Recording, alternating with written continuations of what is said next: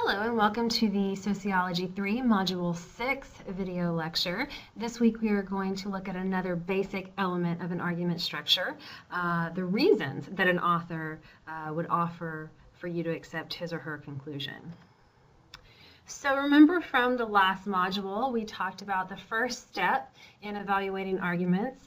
We first need to identify both the issue and the conclusion. So the issue, what is the topic or subject that the author is talking about, and the conclusion, what is the claim that he or she is making about the particular issue in question? What is he or she trying to get you to accept? What is the stance on the issue that he or she is taking? So that's the first step. We talked about that last week. The next step, which we're going to focus on this week, is identifying the reasons that the author offers to support or justify his or her conclusion.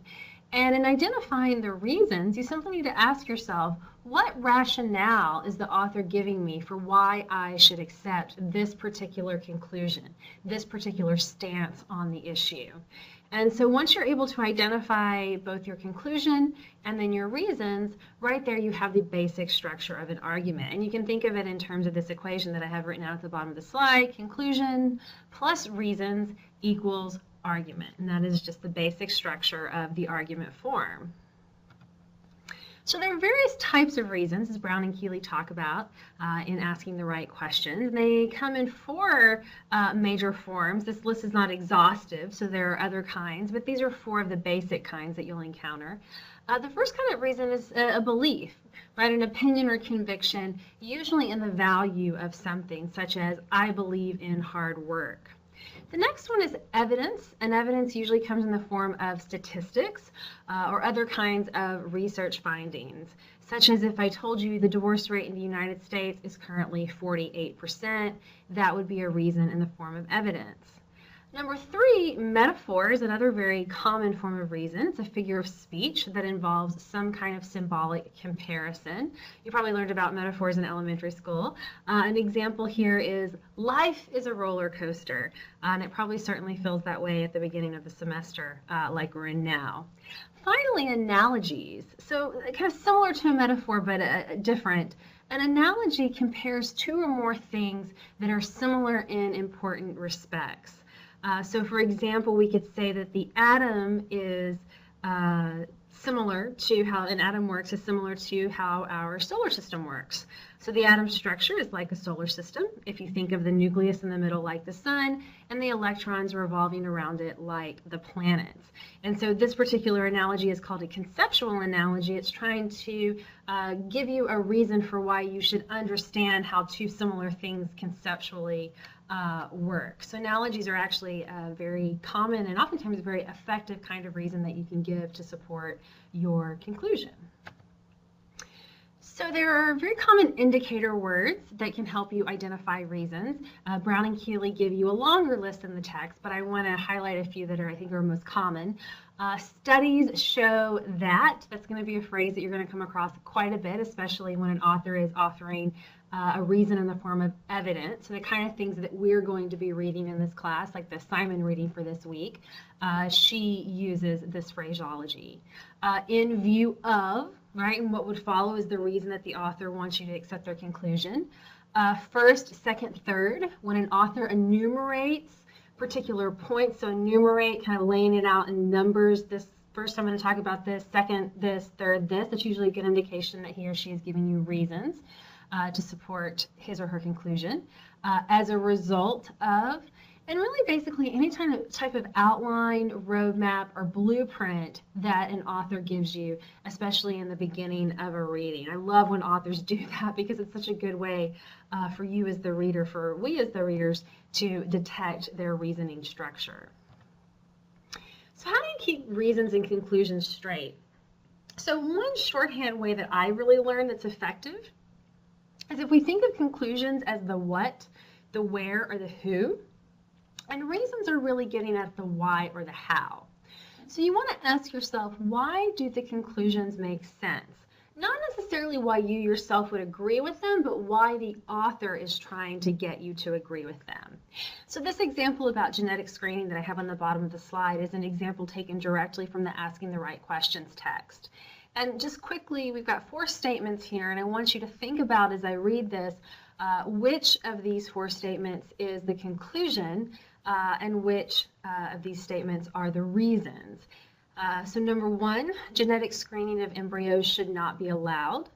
2, people do not have the right to play God and terminate a potential life just because it might not be the right sex or may have a defect of some kind. 3, I've had 2 autistic children and they are both happy. And 4, it cannot be said that a person's quality of life is severely changed by a birth defect. So here the issue is genetic screening. And if you identified statement number 1, genetic screening of embryos should not be allowed, that is the conclusion. So if you noted that as the conclusion, you are indeed right, right? So it's looking at the what, genetic screening, or the who of embryos in particular.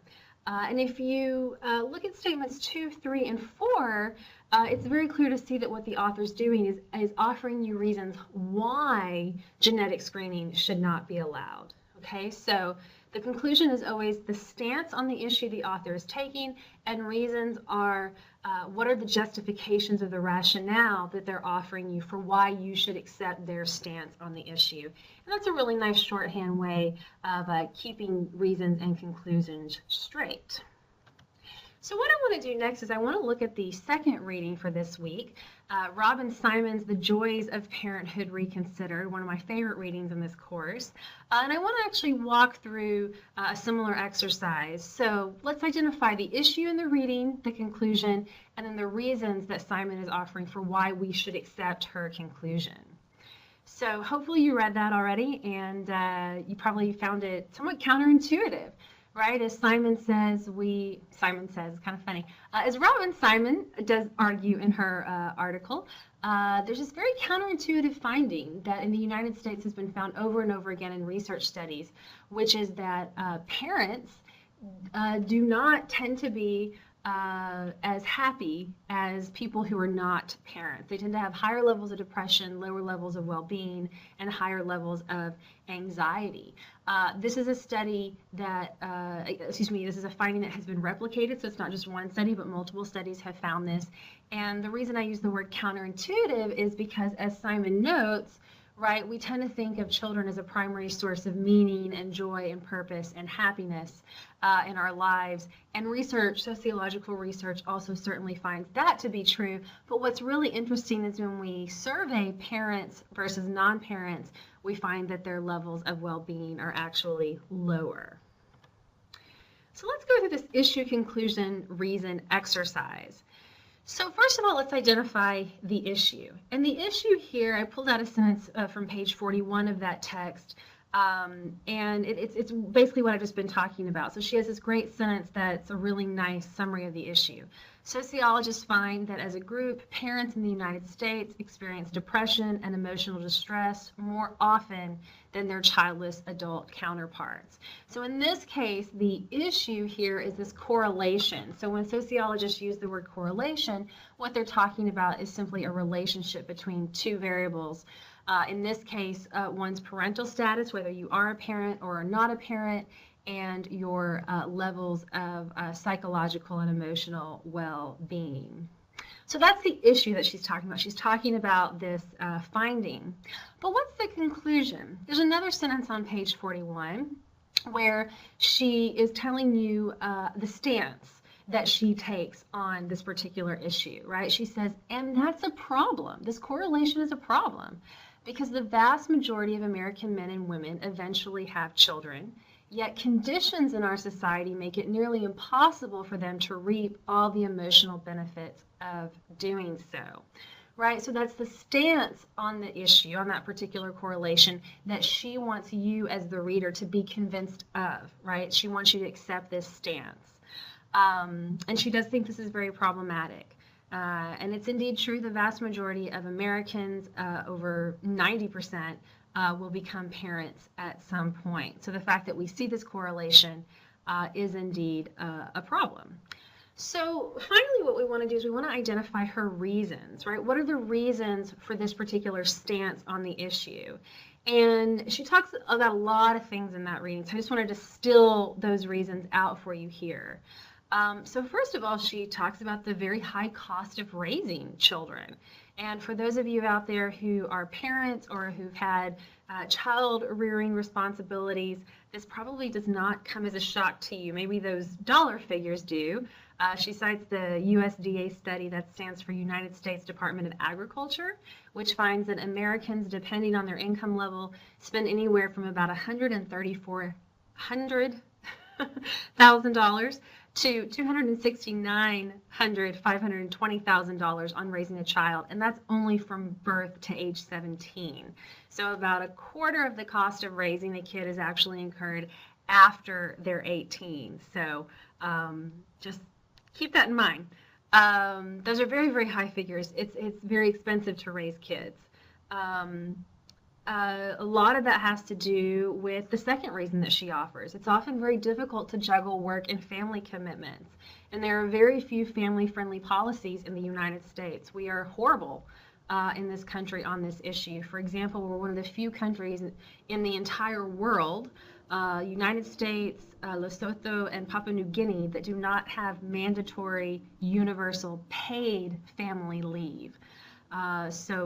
We have FMLA, the Family and Medical Leave Act, but that is not paid, which means a lot of parents cannot afford to take it.